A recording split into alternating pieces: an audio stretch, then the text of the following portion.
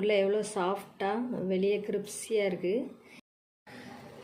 Hello friends, welcome to Shanthi channel. இன்றைக்கி நம்ம சேனலில் ஒரு ஸ்நாக்ஸ் ரெசிபி தான் நம்ம இன்றைக்கி பார்க்க போகிறோம். ப்ரெட்டும் முட்டையும் வச்சு கட்லெட் எப்படி செய்யலாம்னு நம்ம இன்றைக்கி பார்க்கலாம். ப்ரெட்டும் முட்டையும் இருந்ததுன்னா ஈஸியாக செஞ்சிடலாம். வாங்க நம்ம இந்த கட்லெட் எப்படி செய்யலாம்னு நம்ம இன்றைக்கி பார்க்கலாம். இந்த ப்ரெட்டை நம்ம கொஞ்சம் தண்ணியில் டிப் பண்ணி எடுத்துக்கலாம்.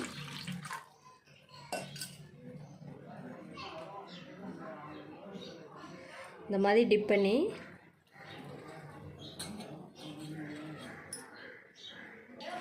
இந்த தண்ணியை அப்படியே இந்த மாதிரி பிழிஞ்சு விட்டுக்கலாம்.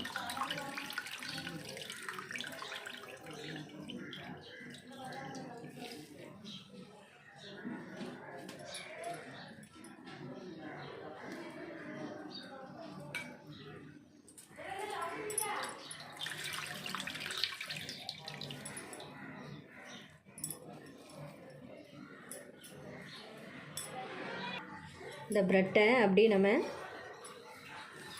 இந்த மாதிரி மிக்ஸ் பண்ணி விட்டுக்கலாம்.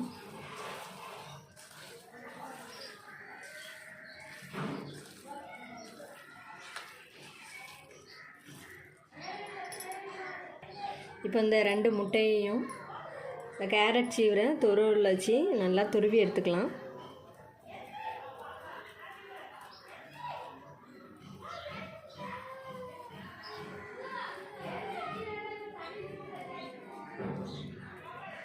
இங்கே கூட ப்ரெட்டு சேர்த்திங்கன்னா கூட ஒரு முட்டையை நம்ம சேர்த்துக்கலாம்.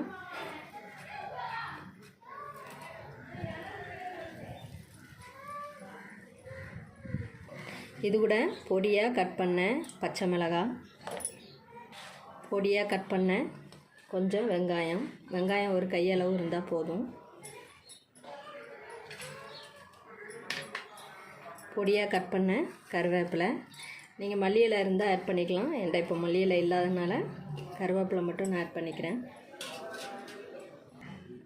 ஒரு 1/2 ஸ்பூன் வத்தல் தூள், 1 ஸ்பூன் மல்லித்தூள், கரம் மசாலா 1 ஸ்பூன், மஞ்சள் தூள் 1/2 ஸ்பூன், கொஞ்சம் இஞ்சி பூண்டு பேஸ்ட்டு, இதுக்கு தேவையான அளவு உப்பு,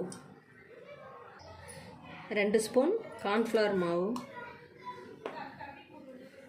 இதை நல்லா மிக்ஸ் பண்ணிக்கலாம்.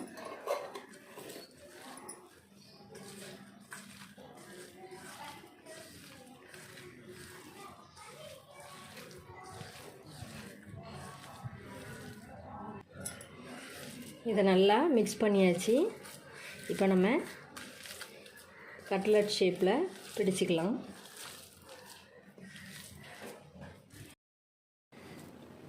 இந்த மாதிரி உள்ளங்கையில் வச்சு இந்த மாதிரி தட்டிட்டு உங்களுக்கு என்னென்ன ஷேப்பில் வேணுமோ நீங்கள் செஞ்சுக்கலாம். இதை நம்ம ப்ரெட்டு தூளில் இந்த மாதிரி டிப் பண்ணி ஒரு பிளேட்டில் வச்சுக்கலாம். இதே மாதிரி எல்லாத்தையுமே நான் மிக்ஸ் பண்ணி வச்சுக்க போகிறேன்.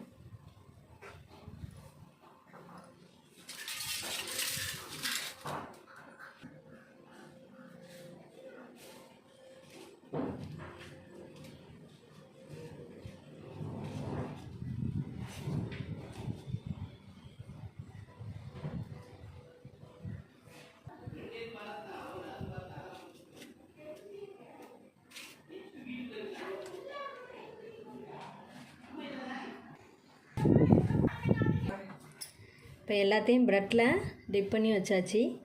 இப்போ நம்ம ஒரு பவுல் எடுத்துக்கலாம். ஒரு பவுலில் 2 ஸ்பூன் கார்ன்ஃப்ளவர் மாவு இல்லைன்னா மைதா மாவு ஆட் பண்ணிக்கோங்க. கொஞ்சம் தண்ணி ஊற்றி கொஞ்சம் சால்ட் சேர்த்துக்கலாம். இதை நல்லா மிக்ஸ் பண்ணி விட்டுக்கலாம்.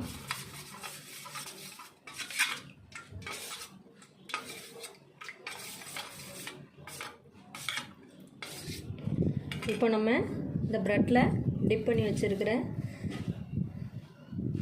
இந்த கட்லெட்டை நம்ம கார்ன்ஃப்ளவரில் முக்கி ப்ரெட்டில் மறுபடியும் டிப் பண்ணி ஆயிலில் போட்டு ஃப்ரை பண்ணி எடுத்துக்கலாம். ஒரு கடாயில் ஆயில் ஊற்றிருக்கிறேன். ஆயில் சூடாகட்டும். இப்போ இதை நம்ம இந்த கார்ன்ஃப்ளவரில் டிப் பண்ணி மறுபடி ப்ரெட்டில் டிப் பண்ணிக்கலாம். அப்போ தான் எவ்வளோ நேரம் ஆனாலும் நல்லா கிரிப்ஸியாகவே இருக்கும். இதை நம்ம இப்போது ஆயிலில் போட்டு ஃப்ரை பண்ணி எடுத்துக்கலாம்.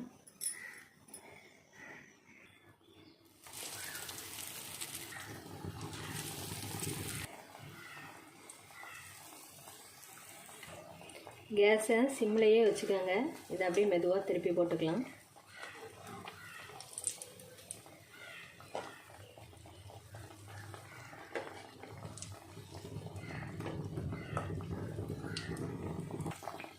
இதை அப்படியே திருப்பி திருப்பி போட்டுக்கலாம்.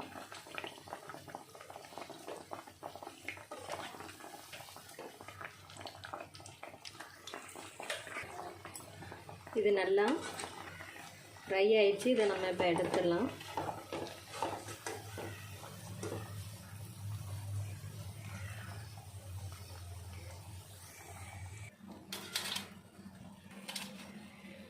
இப்போ அதே மாதிரி எல்லாத்தையும் நம்ம டிப் பண்ணி போட்டுக்கலாம்.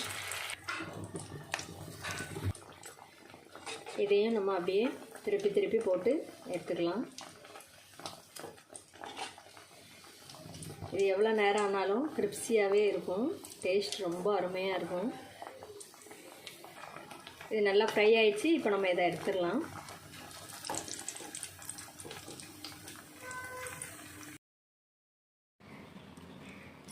எல்லா கட்லட்டையும் ஃப்ரை பண்ணி எடுத்தாச்சு.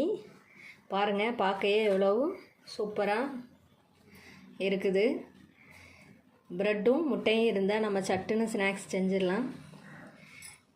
பாருங்கள், வெளியே கிரிப்ஸியாக உள்ள சாஃப்டாக இருக்குது. இதை நம்ம சாஸில் தொட்டு சாப்பிட்டோன்னா ரொம்ப அருமையாக இருக்கும். டேஸ்ட் ரொம்ப அருமையாக இருக்குது. நீங்களும் இதே மாதிரி ட்ரை பண்ணி பாருங்கள் ஃப்ரெண்ட்ஸ். இந்த ரெசிபி உங்களுக்கு பிடிச்சிருந்துச்சுன்னா லைக் பண்ணுங்கள், கமெண்ட் பண்ணுங்கள், வீடியோவை ஷேர் பண்ணுங்கள்.